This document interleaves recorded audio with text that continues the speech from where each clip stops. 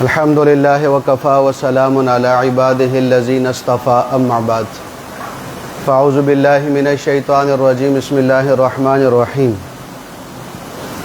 وقال الرسول یا رب ان قوم اتخذوا هذا القرآن مہجورا وقال النبی صلی اللہ علیہ وسلم اللہ فی اصحابی لا تتخذهم غرضا بعدی فمن احبهم فبحب احبهم ومن ابغضهم فببغض ابغضهم ومن آذاهم فقد آذانی صدق اللہ العظیم وصدق رسولہ النبی الکریم ونحن على ذلك لمن الشاہدین والشاکرین والحمد للہ رب العالمین۔ درود شریف پڑھ لوں۔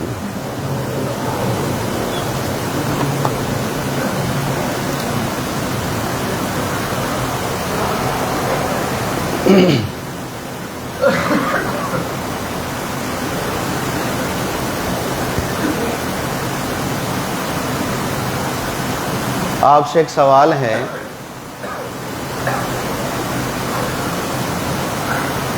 کہ آپ نے کسی چیز کے بنانے پر یا کاروبار کے کھڑا کرنے پر یا کوئی جائیداد یا مکان بنانے پر اپنی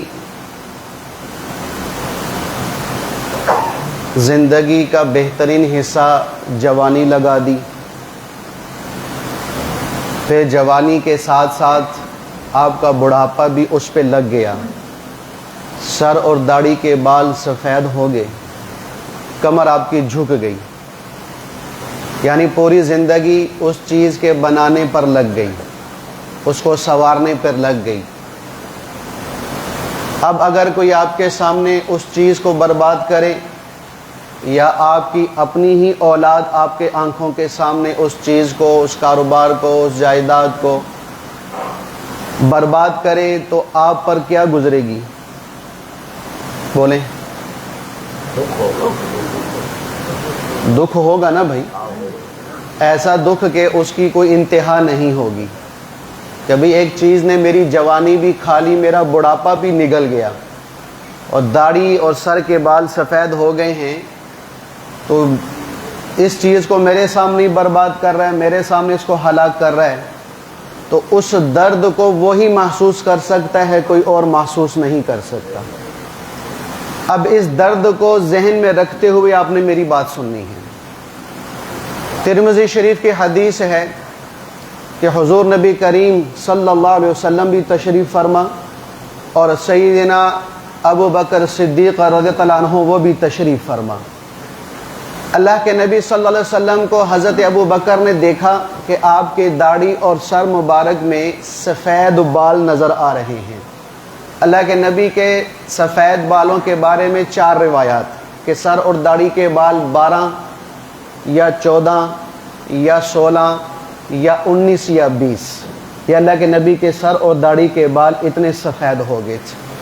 تو ابو بکر صدیق نے جب اللہ کے نبی کے داڑھی اور سر مبارک کو دیکھا کہ سفیدی آ گئی، تو اللہ کے نبی علیہ الصلوۃ والسلام سے ابو بکر نے عرض کیا کہ یا رسول اللہ قد شبتا، یا رسول اللہ آپ تو بوڑھے ہو گئے، آپ پر تو بڑھاپا ظاہر ہو گیا۔ تو حضور نبی کریم علیہ الصلوۃ والسلام نے بڑی دکھی انداز میں ایک بات بیان فرمائی، کہا ابو بکر شیبتنی ہود و اخواتھا، کہ اے ابو بکر سورہ ہود اور ان جیسی اور صورتیں جن میں عما یتساءلون، سورہ مرسلات اور سورہ ہود کا، ان جیسی صورتوں نے جو قرآن کی ہیں مجھے بوڑھا کر دیا ہے، ان صورتوں نے مجھے بوڑھا کر دیا۔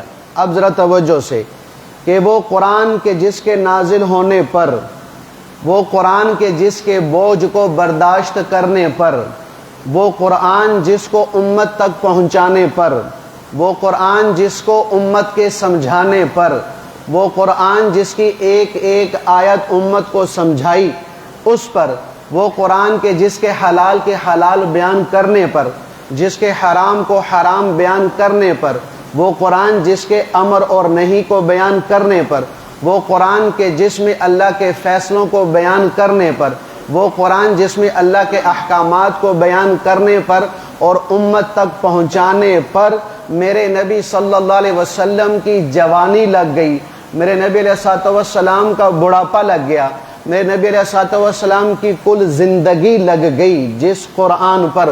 اب کوئی اس قرآن کو نہ مانے یا قرآن کی نہ مانے، یا قرآن میں اللہ کے فیصلے کو تسلیم نہ کرے، یا قرآن کے حلال کو حلال نہ سمجھے، یا قرآن کے حرام کو حرام نہ سمجھے، یا قرآن نے جن کاموں کے کرنے کا کہا ہے وہ نہیں کر رہا، یا قرآن نے جن کاموں سے منع کیا ہے اس سے منع نہیں ہو رہا، بتاؤ اللہ کے نبی کے دل پر کیا گزرتی ہوگی؟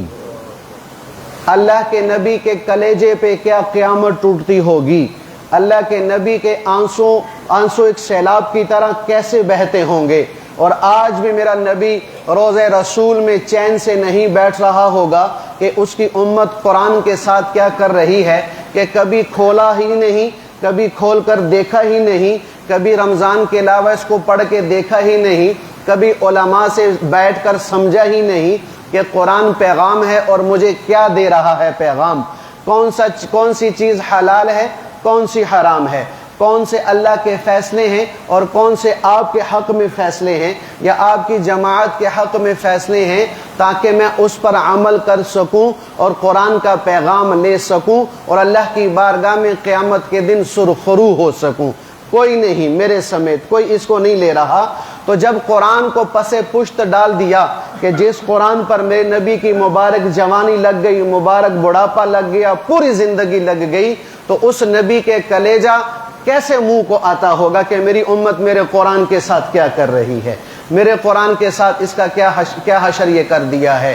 ہاں میرے بھائیوں، دنیا میں جس نے جو چیز بنائی اور اس کے سامنے وہ چیز اگر کوئی ہلاک اور برباد کرے گا تو جس نے بنائی ہے یہ ہلاک کرنے والا اس بنانے والے کی نگاہوں سے گر جائے گا، زندگی بھر اس کے سامنے وہ صاف نہ ہو سکے گا، نہ عزت پا سکے گا۔ خدا نہ خواستہ جس قرآن اور جس شریعت پر میرے نبی کی جوانی اور بڑھاپا لگ گیا اور لگا ہوا ہے، اگر میں اس کو برباد کر کے حضور کی نظروں سے گر گیا تو بتاؤ میں کدھر جاؤں گا؟ اس کو ڈرنا چاہیے، خوف کھانا چاہیے۔ اللہ اس کے رسول کی ملاقات کو سامنے رکھو کہ قیامت کے دن ان کا سامنا ہونا ہے، تو میں اگر ان دونوں ہستیوں کی نگاہوں سے گر گیا تو کون ہے جو مجھے عزت دے گا، کون ہے جو مجھے سہارا دے گا، کون ہے جو مجھے ان کی نگاہوں میں اٹھا سکے گا؟ اس لیے جہاں میرے نبی کی جوانی اور بڑھاپا لگا اس کو مضبوطی سے پکڑا جائے۔ پھر تیسرا کام کیا ہوتا ہے کہ جس کی چیز آپ ضائع کر رہے ہوتے ہیں وہ آپ سے گلہ نہیں کرتا، وہ دائیں بائیں لوگوں سے بعض دفعہ گلے شکوے کرتا ہے، دیکھو میری اولاد میرے کاروبار کے ساتھ کیا کر رہی ہے، دیکھو میری اولاد میرے گھر بار کے ساتھ کیا کر رہی ہے، میری زندگی کی جمع پونجی کو مال حرام کی طرح اور مال حرام کی طرح اڑا رہی ہے، لوگوں سے وہ شکایت بیچارہ کرتا پھرتا ہے۔ ہاں سنو، قیامت کے دن میرا نبی اس امت کی اللہ کی بارگاہ میں شکایت کرے گا جس نے قرآن کو پس پشت ڈال دیا۔ اٹھاؤ سورہ فرقان، اللہ کیا فرما رہے ہیں؟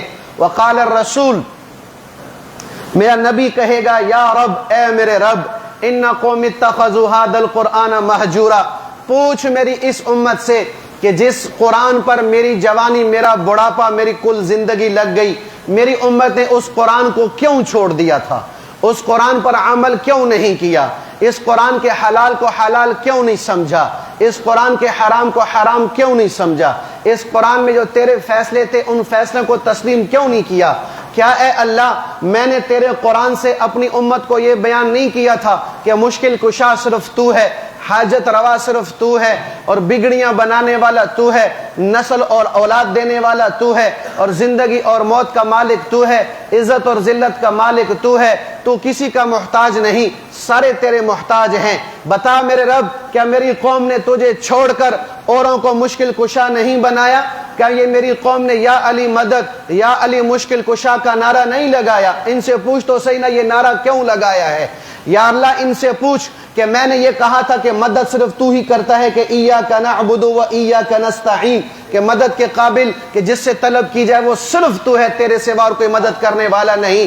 ما فوق الاسباب بھی اور ما تحت الاسباب بھی، اسباب نہ ہو پھر بھی مدد کرنے والا اللہ، اسباب ہو پھر بھی مدد کرنے والا اللہ۔ تو یا اللہ پوچھ، میری امت نے یارہ نعرہ نہیں لگایا میرے بارے میں کہ یا رسول اللہ المدد، یا غوث المدد، یا فلاں المدد، یا غوث دستگیر، یہ نعرے نہیں لگاتے رہے۔ یا اللہ پوچھ تو صحیح نا ان سے کہ انہوں نے تیری توحید پہ چھری کیوں پھیری ہے، تیرے مقابلے میں لوگوں کو کیوں کھڑا کیا ہے، تیرے توحید کے مقابلے میں تیرے فانی بندوں کو لا کے کیوں کھڑا کر دیا؟ کیا قرآن میں چیخ چیخ کے میں نے نہیں بتایا کہ نہیں اللہ وہ ہے جو ذات میں بھی اکیلا اور صفات میں بھی اکیلا ہے، اس کا کوئی ہمسر نہیں، اس کے کوئی برابر نہیں، اس کے کوئی ٹکر کا نہیں، اس کے کوئی جوڑ کا نہیں، اس کا نہ کوئی مثل ہے یا نہ مثال ہے۔ یا اللہ ان سے پوچھ۔ اللہ کا نبی پھر شکوہ کرے گا، اے میرے رب سن، ان کو سنا اور ان سے پوچھ تو صحیح کہ تیرا وہ قرآن کہ جس قرآن میں تو نے مجھے کہا 100 آیتوں میں کہ میرا نبی آخری ہے، اس کے بعد کوئی نبی اور رسول نہیں آئے گا،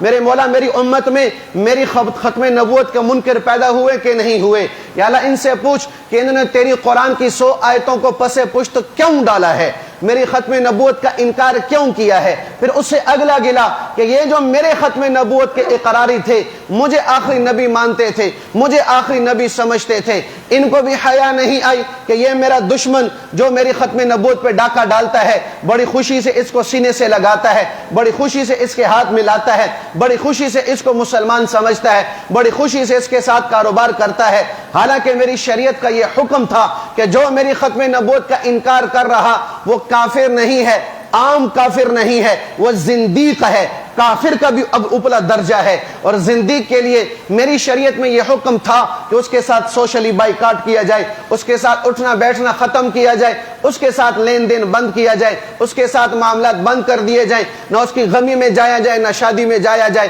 نہ اپنی غمی میں بلایا جائے، نہ اپنی شادی میں بلایا جائے۔ اے اللہ پوچھ میری اس امت سے، اس نے عمل کیا ہو رہا ہے؟ عمل میں نہیں ہو رہا۔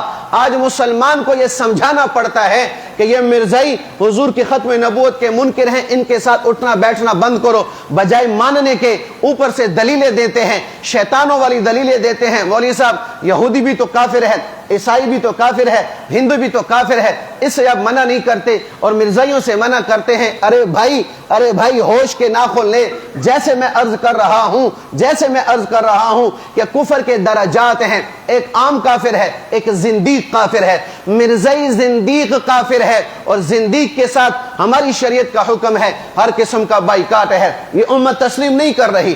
اللہ میرا الحبیب اللہ کے سامنے پھر شکوہ کرے گا، اے میرے مولا ان کو بتا کہ تو نے قرآن میں کہا ہے کہ سود کھانے والا، سود لینے والا، سودی معاملات کرنے والا، سودی معاملے پہ لوگوں کو پیسے دینے والا ایسا ہے جیسے تجھ سے اور مجھ سے جنگ کرنے والا، تجھ سے اور مجھ سے جنگ کرنے والا، اور تیرے میرے سامنے آ کے ننگا کھڑا ہونے والا۔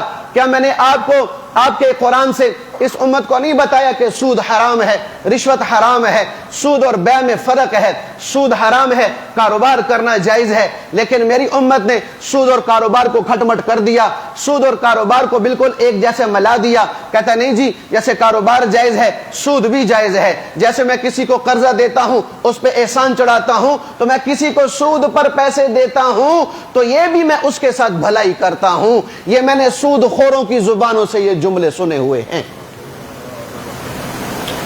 کہ مول صاحب آپ کو کیا پتا، ایک آدمی کے گھر میں کھانے پینے کو چیز نہیں ہے، میں نے اس کو 1 لاکھ روپے دے دیا کہ چل یار تو کچھ رڑی شڑی لگا، کوئی ٹماٹر بھیج تاکہ تیرے گھر کا نظام چلے۔ اگر اس نے مجھے سال کے بعد 1,10,000 دے دیا تو کون سی قیامت آ گئی؟ کیا میں نے اس کے گھر کا چولہا نہیں جلایا؟ کیا میں نے اس کے گھر کے بچوں کے پیٹ میں روٹی نہیں ڈالی؟ یہ دلیلیں دی جاتی ہیں سود خور کی طرف سے کہ دیکھو میں اس کے ساتھ بھلائی کر رہا ہوں، میں حرام کام نہیں کر رہا۔ سنو بھائیو، قرآن کے حرام کردہ چیز کو جو حرام نہیں سمجھتا اور زبان سے کہتا ہے کہ یہ حرام نہیں، وہ کافر ہو گیا، وہ اسلام سے نکل گیا، ایمان بھی ختم، شادی شدہ ہے تو نکاح بھی ختم۔ کہ اللہ نے کہا یہ حرام ہے، میں کہتا ہوں یا اللہ میں نہیں مانتا یہ حرام، یہ حلال ہے، میں لوگوں کا بھلا کر رہا ہوں۔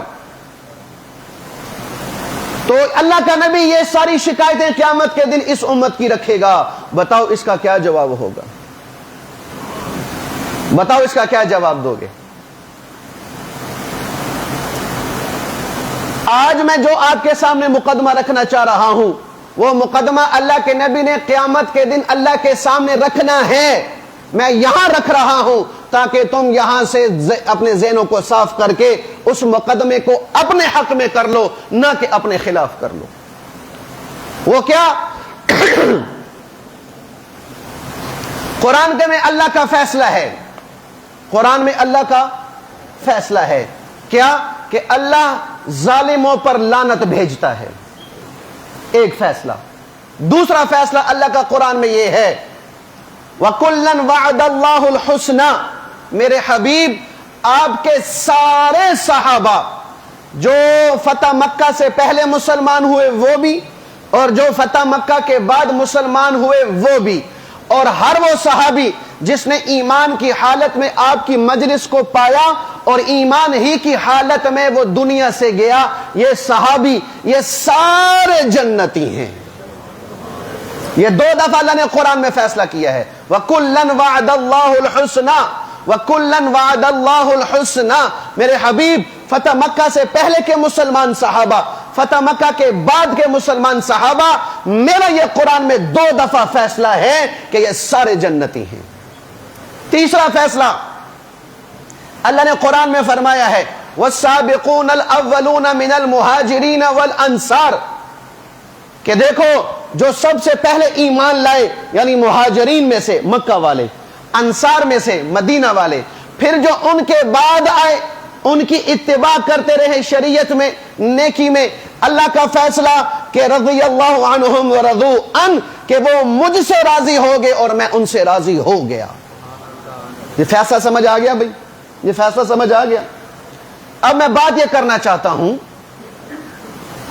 کیونکہ یہ رمضان ہے، اس رمضان کی 21 تاریخ کو سیدنا علی المرتضی رضی اللہ عنہ ان کی شہادت ہوئی ہے. ان کی شہادت، ان کے فضائل مناقب بہت زیادہ، لیکن میں نے اس طرف آج نہیں جانا.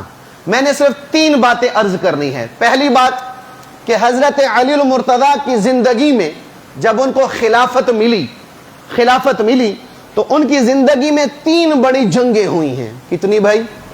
3 بڑے جنگیں ہوئی ہیں. نمبر 1 جنگ جمل 36 ہجری کو ہوئی ہے. 36 ہجری کو جنگ جمل حضرت عائشہ رضی اللہ تعالی عنہا سے، حضرت علی کی اور حضرت اما عائشہ صدیقہ کی یہ جنگ ہوئی ہے. جنگ کا نام کیا ہے بھائی؟ جنگ جمل. کب ہوئی ہے بھائی؟ 36 ہجری کو. پھر آپ کی دوسری جنگ ہوئی ہے 37 ہجری کو، ٹھیک 1 سال بعد. وہ جنگ صفین ہوئی ہے. صفین، جنگ صفین حضرت علی المرتضی اور حضرت امیر معاویہ رضی اللہ عنہ کے درمیان میں ہوئی ہے. یہ جنگ کیا کہلاتی ہے؟ جنگ صفین. سمجھ آ گئی بھائی؟ تیسری جنگ ہوئی ہے حضرت علی کی زندگی کی آخری جنگ، جنگ نہروان. یہ جنگ نہروان حضرت علی اور خارجیوں کے درمیان ہوئی ہے. خارجی کون ہے؟ ابھی بتا دیتا ہوں سر دست.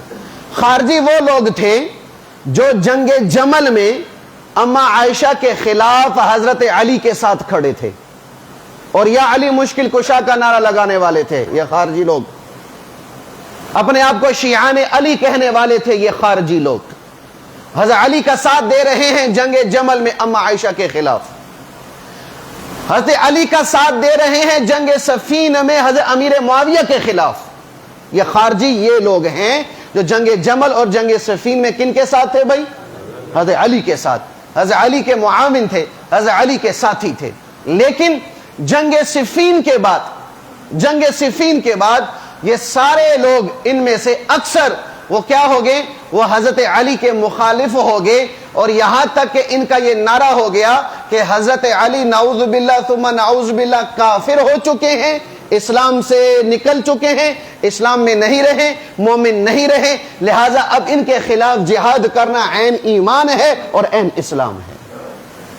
یہ خارجی وہ لوگ کہلاتے ہیں. یہ تینوں بات سمجھ آ گئی بھائی؟ تینوں بات سمجھ آ گئی. اب ذرا دلائل سے اور حوالہ جات سے میں بات عرض کرنا چاہتا ہوں. وہ کس بنیاد پر؟ اس بنیاد پر کہ بھئی اس وقت سوشل میڈیا پر شیعہ اور جتنے شیعہ نواز ہیں ان میں سے 2 آدمی سب سے اس وقت آگے ہیں.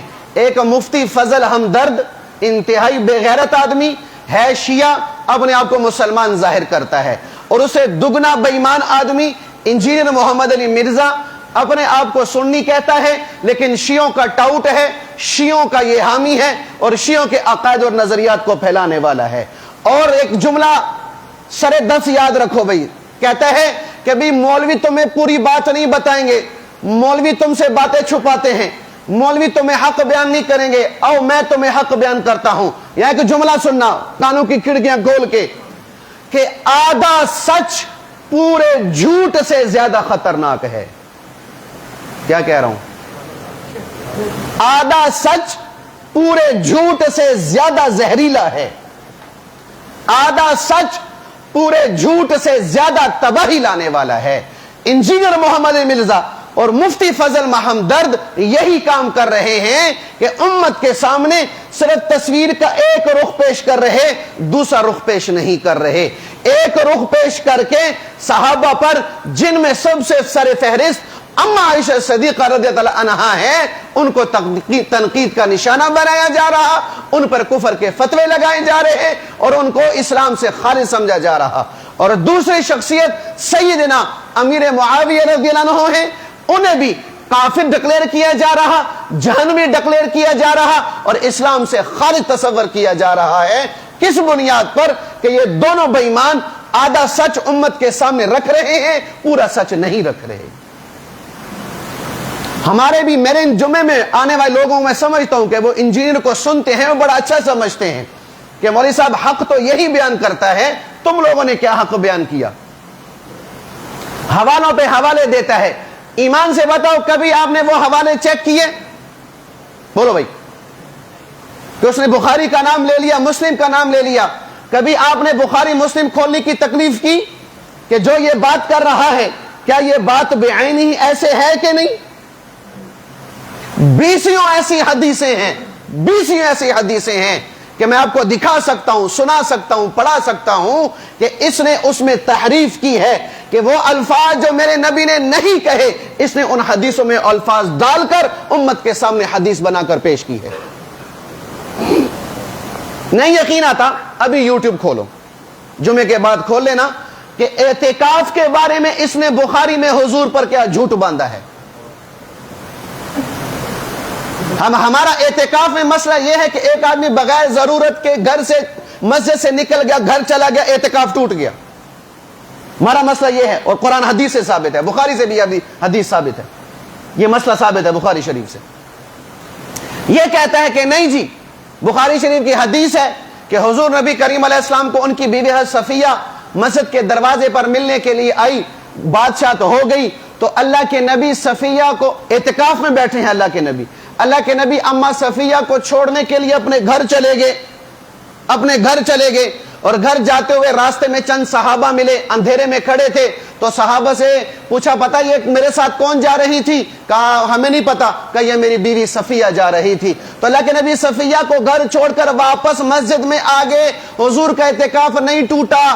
دیکھو یہ حنفی مولوی تمہیں کہتے ہیں کہ جو مسجد سے باہر نکلے گا اس کا اعتکاف ٹوٹ جائے گا. اللہ کی قسم میں مسجد میں منبر پر رب کعبہ کی قسم اٹھا کے کہتا ہوں، پورے حدیث کے ذخیرہ میں یہ حدیث کہیں بھی موجود نہیں ہے. نام اس بے ایمان نے بخاری کا لیا ہے، نام بخاری کا لیا ہے. قصہ کیا ہے؟ حقیقت کیا ہے؟ بخاری شریف کی حدیث ہے کہ اللہ کے نبی مسجد میں تھے، اما صفیہ دروازے پر آئیں، اللہ کے نبی سے بات چیت ہوئی، 2 صحابہ گزر رہے تھے، ان کو روکا کہ دیکھو بھائی یہ صفیہ میری بیوی ہے، یا رسول اللہ ہم آپ پہ شک کریں گے؟ کہا نہیں، شیطان بڑا بدبخت ہے، وہ کہیں تمہیں دھوکے میں نہ ڈال دے، اس لیے تو میں کہہ رہا ہوں کہ بدگمانی میں کہیں نہ پڑ جانا، یہ میری بیوی ہے. اما صفیہ سے بات ہوئی، بات ختم ہوگی، اما صفیہ اپنے گھر، اللہ کے نبی مسجد میں. اور اللہ کے نبی کے 9 حجرے، 9 گھر جو روزے رسول ہے نا اس کے چاروں طرف تھے، کوئی گھر دور نہیں تھا کہ دور چھوڑنے کے لیے اللہ کے نبی چلے گئے ہوں. سب سے بڑا جھوٹ اس بے ایمان نے یہ بولا ہے. دوسرا جھوٹ یہ بولا کہ حضور مسجد سے نکلے، صفیہ کو گھر چھوڑ کے آئے. تیسرا جھوٹ یہ بولا ہے کہ بھی راستے میں صحابہ کھڑے تھے اندھیرے میں، اللہ کے نبی نے ان کو یہ کہا۔ یہ تینوں باتیں حدیث سے ثابت نہیں ہیں۔ اتنا بڑا بے ایمان ہے کہ حضور پر اتنا بڑا جھوٹ بول رہا ہے، اور مسلمان کہتے ہیں بڑا علم ہے اس کے پاس، کیوں جی حوالے بڑے دند ہے۔ ہم ویسے نہیں چیخ رہے کہ یہ بہت بڑا فتنہ ہے، اس سے اپنے آپ کو بچاؤ، لیکن میں آپ ماننے کو تیار ہی نہیں۔ خیر، میں عرض یہ کر رہا ہوں کہ جنگ جمل جو 36 ہجری کو ہوئی، یہ جنگ کیوں ہوئی بھائی؟ اس کو سن لو بھائی غور سے، جنگ کیوں ہوئی؟ اب یہ حوالہ بھی سن لینا، البدایہ لابن کثیر، جس کو تاریخ ابن کثیر بھی کہا جاتا ہے، عربی کی ہے، جلد نمبر 7 صفحہ 229۔ یہ حوالہ ذہن میں رکھنا بھائی، پھر نہیں کہنا مولوی صاحب بھی حوالہ دیں نہیں، انجیری صاحب حوالہ دیں ہے۔ صفحہ نمبر کتنا ہے بھی؟ 229، جلد نمبر 7، البدایہ لابن کثیر، عربی کی کتاب۔ جنگ جمل کا ہونے کا واقعہ یوں ہوا کہ جب حضرت عثمان غنی رضی اللہ عنہ کو شہید کر دیا گیا، ان کو شہید کر دیا گیا، تو جو بلوائی تھے یعنی جو باغی تھے، وہ کیا کیا، انہوں نے حضرت علی المرتضیٰ کے ہاتھ پر بیعت کر لی، ان کے ہاتھ پہ بیعت کر کے اپنے آپ کو حضرت علی کے پیچھے چھپا لیا۔ قاتلین عثمان نے، یہ ذہن میں رکھنا، حضرت علی کے پیچھے اپنے آپ کو ڈھال بنا کے چھپا لیا۔ دو صحابی حضرت زبیر رضی اللہ عنہ اور حضرت طلحہ رضی اللہ عنہ، ان دونوں کو بھی حضرت علی کے ہاتھ پر بیعت کے لیے کہا گیا، انہوں نے بیعت کر لی، بیعت ہو گئی۔ بیعت کے بعد ان دونوں حضرات نے حضرت علی المرتضیٰ کو ایک بات پیش کی کہ دیکھیں بیعت ہو چکی، آپ خلیفہ بن چکے، اللہ نے آپ کو اقتدار اور قوت دے دی ہے، لہٰذا اب آپ قاتلین عثمان سے قصاص لیں، یہ جو آپ کے پیچھے کھڑے ہیں، آپ ان سے کیا کریں، اب بدلے میں قصاص لیں، حضرت عثمان کے خون کا بدلہ ان سے لیا جائے۔ اب حضرت علی نے کیا ارشاد فرمایا وہ سن لو، وہ کہاں پر ہے؟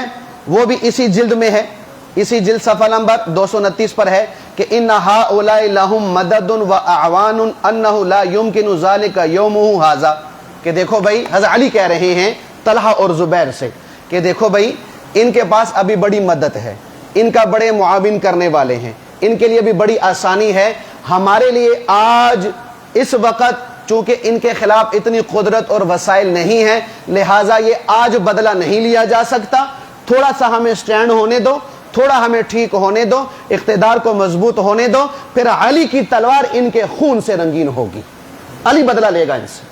حضرت علی کا یہ موقف تھا، امیر حضرت طلحہ اور زبیر کا یہ موقف تھا کہ فوراً قصاص لیا جائے، اور حضرت علی کا کیا موقف تھا کہ بھئی کچھ دیر صبر کرو، مضبوط ہو جائے، پھر ہم کیا کریں گے بھائی، پھر ہم قصاص لیں گے۔ یہ بات سمجھ آ گئی بھائی؟ اب آگے کیا ہوا؟ آگے یہ ہوا کہ یہ دونوں حضرات، یہ کہا لکھی ہوئی ہے تفسیر روح المعانی جلد نمبر 22 صفحہ نمبر 10، روح المعانی جلد نمبر 22 صفحہ نمبر 10 پہ یہ لکھا ہے، کیا لکھا ہے کہ اما عائشہ رضی اللہ عنہا اور آپ کی اور ازواج مطہرات اور آپ کے بھانجے جو آپ کے محرم تھے، اپنے محرموں کے ساتھ عمرے کے لیے مکہ گئی ہوئی تھی، اور مدینہ میں پیچھے عثمان کا قتل ہو گیا تھا، وہ شہید ہو گئے تھے۔ تو یہ دونوں حضرات، حضرت طلحہ زبیر اور عبداللہ بن عمر بھی، یہ سارے حضرات مکہ پہنچ گئے عمرے کے ارادے سے، عمرے کے لیے وہاں پر پہنچے تو انہیں اما عائشہ صدیقہ کو اکٹھا کیا کہ آپ امت کی ماں ہیں، آپ کا ایک مقام ہے، ایک درجہ ہے، تو آپ ایسے کریں کہ عثمان جو ظلماً قتل ہو گئے ہیں، ہم نے علی کے ہاتھ پر بیعت بھی کر لی ہے اور حضرت علی خلافت کے مسند پر تشریف فرما ہو گئے ہیں، تو لہٰذا اب آپ درمیان میں آئیں تاکہ حضرت عثمان کے خون کا بدلہ لیا جائے، آپ درمیان میں تشریف لائیں۔ اما نے بڑی ٹال مٹول کی کہ میرے بیچ میں آنے کا کیا معاملہ ہے، تم مردوں کا معاملہ آپس میں طے کرو، میں عورت کیا بیچ میں آ کے کروں گی۔ لیکن ان دونوں صحابہ نے کیا کیا، ان دونوں صحابہ نے زور دیا، زور دے کے کیا کہا کہ آپ تو امت کی ماں ہیں، آپ کا ایک سٹیٹس ہے، آپ کا ایک مقام ہے، آپ کی لوگ بات مانیں گے۔ اما عائشہ صدیقہ رضی اللہ عنہا انہوں نے ارادہ کر لیا۔ اب ارادہ کس بات کا کیا یہ بھی سنو غور سے، ارادہ کس بات کا کیا؟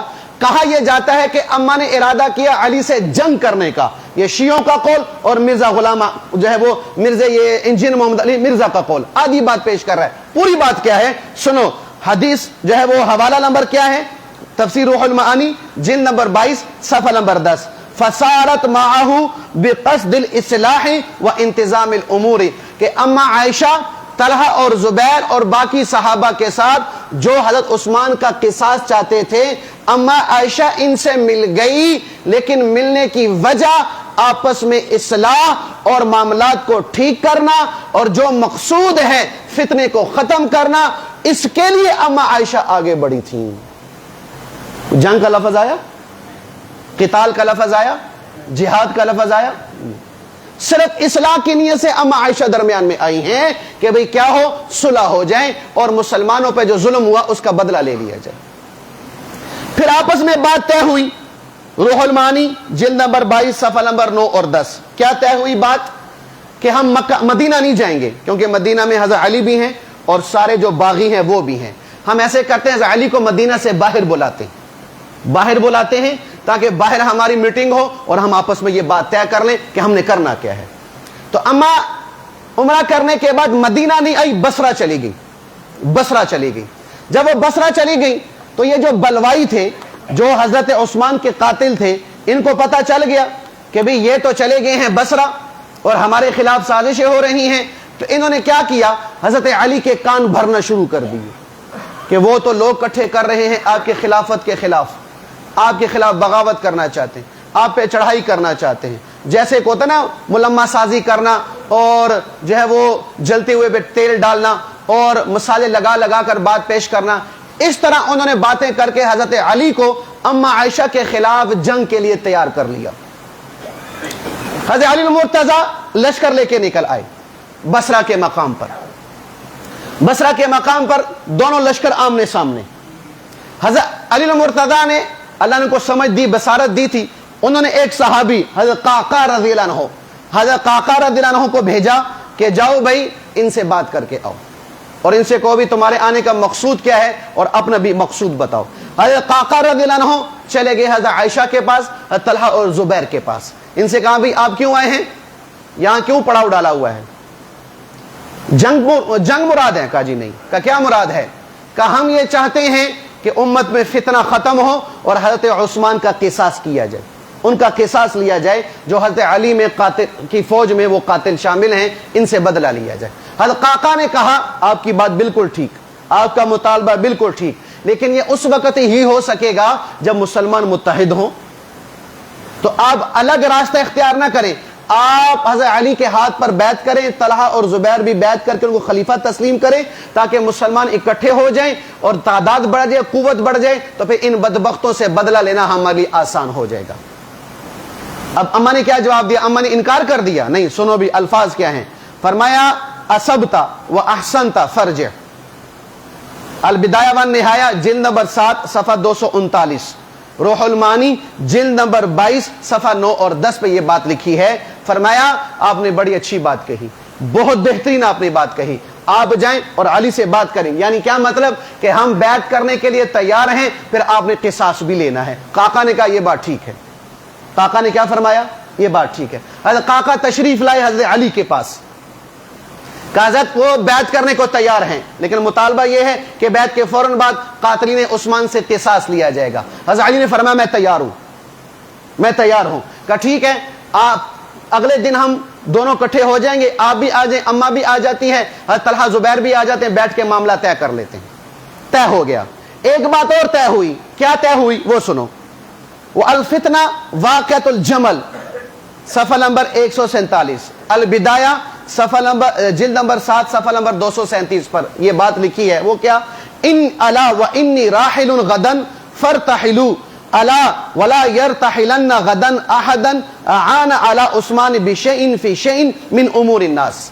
کہ لوگوں سنو، کل میں نے اما عائشہ سے اور طلحہ و زبیر سے جا کے ملنا ہے اور میں اکیلا جاؤں گا، خبردار میرے ساتھ وہ آدمی گیا جو عثمان کے قتل میں شریک تھا، ان میں سے کوئی آدمی میرے ساتھ نہیں جائے گا۔ کیوں؟ علی کو پتا تھا کہ یہ فسادی ہیں، یہ بات پوری نہیں ہونے دیں گے، یہ صلح نہیں ہونے دیں گے، کیونکہ ہماری صلح ہو گئی تو ان کو اپنی گردن اڑتی ہوئی نظر آئے گی، تو یہ نہیں چاہیں گے کہ صلح ہو سکے۔ تو علی بھی راضی ہو گئے، اما بھی راضی ہو گئی۔ اب جنگ کیوں ہوئی؟ جنگ کیسے ہوگی جب صلح پہ راضی ہو گئے؟ اگلے دن جانا تھا، رات کے وقت 3 بڑے بدبخت، نمبر 1 شریح بن اوفا، نمبر 2 علبا بن حیثم، नंबर 3 सालिह बिन सालबा, और नंबर 4 अब्दुल्ला इब्ने सबा जो यहूदी था नस्लन और अंदर से भी ज़ाहिरन कलमा पढ़ के आया हुआ था, इब्ने सबा। इन 4 लोगों ने आपस में फौरन मशवरा कर लिया, क्या करें। ये चारों लोग उस्मान के कत्ल में शरीक थे। इन चारों ने कहा अब क्या किया जाए, इधर सुलह होगी, हमारी खैर नहीं। कहा ऐसे करो कि चंद लोग जो तुम्हारे हजरत अली के पास हैं इनको या रहने दो, इनमें से चंद लोग लो अम्मा आयशा के लश्कर में भेज दो, अम्मा आयशा के लश्कर में भेज दो। रात के वक्त वो लोग उधर से तीर चलाएं अली के खिलाफ, और यहां जो हमारे लोग हैं यहां से तीर चलाएं अम्मा आयशा के खिलाफ। वहां से तीर आए तो तुम अली को कहना उन लोगों ने बेवफाई और दगाबाजी कर दी है, और यहां से तीर उधर जाएं तो तुम लोग आयशा से कहना कि अली ने हमसे गद्दारी कर दी है। तो यह फसाद का जरिया बनेगा और जंग होगी। रात को ऐसा ही किया गया और मुसलमानों को धोखा दिया गया। ऐसा फसाद करके दोनों तरफ से तीर चलाकर दोनों मुसलमानों को आपस में लड़ाया गया, जिसके नतीजे में एक जंग हुई, और उस जंग में हजारों की तादाद में मुसलमान शहीद हुए। हवाला किताब अल यवाकीत वल जवाहिर, जिल्द नंबर 2 सफ़ा नंबर 77, सफ़ा नंबर 77। पूरी बात समझ आ गई भाई कि अम्मा आयशा जंग के लिए नहीं आई थी, सुलह के लिए आई थी। तो फसाद मचाने वाले कौन? कातिलीन उस्मान, कातिलीन उस्मान। ये बात आपको मिर्जा नहीं बताएगा, मैं बता रहा हूं। मर जाएगा वो नहीं बताएगा। क्यों? कि अम्मा आयशा और फिर हज़रत अली पर जो इल्ज़ाम है वो इल्ज़ाम हट जाएगा, वो साफ हो जाएगा। फिर मेरी दुकान कैसे चलेगी, मैं फकियां कैसे बेचूंगा, लोगों को मैं फकियां कैसे दूंगा। ये बेईमान फिर ये काम करेगा, ये बातें बयान नहीं करेगा। अब ये मैंने पूरा सच आपके सामने रखा है। अब बताओ, आधा सच जो आपको पहुंचा था कि अम्मा आयशा अली से जिहाद करने के लिए, लड़ने के लिए आ गई थी, कितना नुकसान पहुंचा अकीदे के एतबार से, कि जो लोग ये सुनेंगे कि अम्मा आयशा औरत होकर अली से लड़ने के लिए आ गई है, उसके दिल में अम्मा का एहतराम रहेगा, अम्मा की इज्जत और वकार रहेगी, तो कितना बड़ा नुकसान कर रहे हैं। तो मैंने पूरी बात आपके सामने रख दी कि अम्मा के आने का मकसद क्या था, इस्लाह, सुलह और इत्तेहाद, ताकि कातिलीन उस्मान से क्या किया जाए, बदला लिया जा सके। और शरारत किसने की थी? कातिलीन उस्मान ने, कातिलीन उस्मान ने। इतनी बात समझ आ गई भाई। अब आगे सुनो, ये जंग हो गई। जंग के बाद अम्मा आयशा और चंद सहाबा को हजरत अली के पास लाया गया। हजरत अली मुर्तजा ने इंतहाई इकराम के साथ, एहतराम के साथ, अदब के साथ उनके साथ लोगों को जोड़ा और मदीने पहुंचा दिया। अगर जाती दुश्मनी होती तो मद्दे मुकाबिल का सरबराह हाथ लगा है, उसको इज्जत देनी चाहिए कि गर्दन उड़ानी चाहिए? बोलो भाई, कत्ल करना चाहिए ना। हजरत अली ने कत्ल नहीं किया, पता यह चला कि यह जाती लड़ाई नहीं, जाती दुश्मनी नहीं, जाती बुग़्ज़ नहीं है। फिर अगली बात, मिर्जा और शिया ये सबसे बड़ा अम्मा आयशा पे इल्जाम लगाते हैं इस बात पर कि देखो अम्मा आयशा रज़ियल्लाहु अन्हा ये गलत इन्होंने कदम उठाया था, ये जंग के लिए निकली थी, ये गलत था। क्यों? कि सारी जिंदगी अम्मा आयशा इस पर अफसोस करती रही कि हाय काश मैं इस जंग के निकलने से पहले मर जाती, दुनिया से निकल जाती, दुनिया से इंतकाल कर जाती। तो ये अम्मा का अफसोस करना इस बात की दलील है कि अम्मा सुलह के लिए नहीं निकली थी, अम्मा जंग के लिए निकली थी, और जो अली के खिलाफ जंग करेगा वो कभी हक पे नहीं हो सकता। ये शिया और मिर्जाइयों का दावा है। इतनी बात समझ आ गई भाई? ये आधी बात आई है। अब पूरी बात सुनो कि क्या अफसोस सारी जिंदगी अम्मा आयशा ने किया या किसी और ने भी किया है? किसी और ने भी किया है। सुनो किसने किया है। रिवायत अल बिदाया इब्ने कसीर जिल्द नंबर 2 सफ़ा 240, अन कैस इब्ने उबादा काला काला अली यौमल जमल या हसन लैता अबाका माता मुज़ 20 सनतन फ़क़ाल लहू या अबा क़द कुन्तु अनहाका अन हादा क़ाल या बुनय्या इन्नी लम अरा अन्नल अम्र युबल्लिगु हादा। सुनो हज़रत अली कह रहे हैं, हज़रत अली कह रहे हैं, क्या कह रहे हैं? जब जंगे जमल हो गई, खून खराबा हो गया, मुसलमान शहीद हो गए, तो हज़रत अली क्या कह रहे हैं अपने बेटे हसन से, हाय हसन, काश तेरा बाप اس جنگ کے ہونے سے 20 سال پہلے مر چکا ہوتا. مد 20 سنتن، اس جنگ کے ہونے سے 20 سال پہلے مر چکا ہوتا. حضرت حسن نے کہا ابا میں نے آپ کو روکا نہیں تھا. حضرت حسن نے روکا تھا حضرت علی کو مدینے سے نکلنے پر کہ آپ نہ جائیں وہاں پر، معاملہ کچھ اور ہو جائے گا. کہا ابا میں نے آپ کو منع نہیں کیا تھا کہ نہ جائیں جنگ کرنے کے لیے. حضرت علی نے کیا کہا کہ بیٹا میرا خیال نہیں تھا کہ معاملہ یہاں تک پہنچ جائے گا. اب بتاؤ جو حضرت عمہ کے افسوس پر اعتراض کر رہے ہیں، حضرت علی کے افسوس پر اعتراض ہوگا کہ نہیں ہوگا پھر؟ کہ یہ کیوں افسوس کر رہے ہیں، یہ کس بات کا دکھ منا رہے ہیں، یہ کس بات کا رنج کر رہے ہیں؟ تو بنیاد پورا سچ یہ ہے کہ اماں بھی افسوس کر رہی، بنیاد اصلاح تھی نہ ہو سکی. علی بھی افسوس کر رہے، بنیاد فتنہ ختم کرنا تھا نہ ہو سکا. جنگ دونوں کی بنیاد نہیں تھی. بھائی اتنی بات سمجھ آ گئی؟ بھائی جنگ جمل کا معاملہ صاف ہو گیا. اب اس کے علاوہ جتنی بھی باتیں ہیں سب قصے کہانیاں، سب جھوٹ، سب لیلا مجنو کی کہانی ہے بھائی. اس میں کوئی حقیقت نہیں، کوئی حقیقت. اب پوری تفصیل میں آپ کو بیان کروں 4-4 5-5 گھنٹے چاہیے. میں خلاصے کے طور پر ایک جملہ یہ عرض کر چکا کہ حقیقت یہ ہے، باحوالہ بات میں نے پوری کر دی، پورا سچ میں نے آپ کے سامنے رکھ دیا کہ پورا سچ یہ ہے. اب اس کے علاوہ کوئی بات کرے گا تو وہ آدھا سچ ہوگا اور اس کا کوئی اعتبار نہیں ہے. بھائی جنگ جمل کا معاملہ صاف ہوا کچھ نہیں بھائی. اب دوسری جنگ کون سی ہے بھائی؟ بہت سارے. کس کے ساتھ ہوئی ہے جی؟ امیر معاویہ کے ساتھ. یہ جنگ 37 ہجری کو صفین مقام پر ہوئی ہے. یہ ملک شام کے قریب ایک علاقہ ہے، وہاں پر ہوئی ہے 37 ہجری کو. اس میں کیا ہوا؟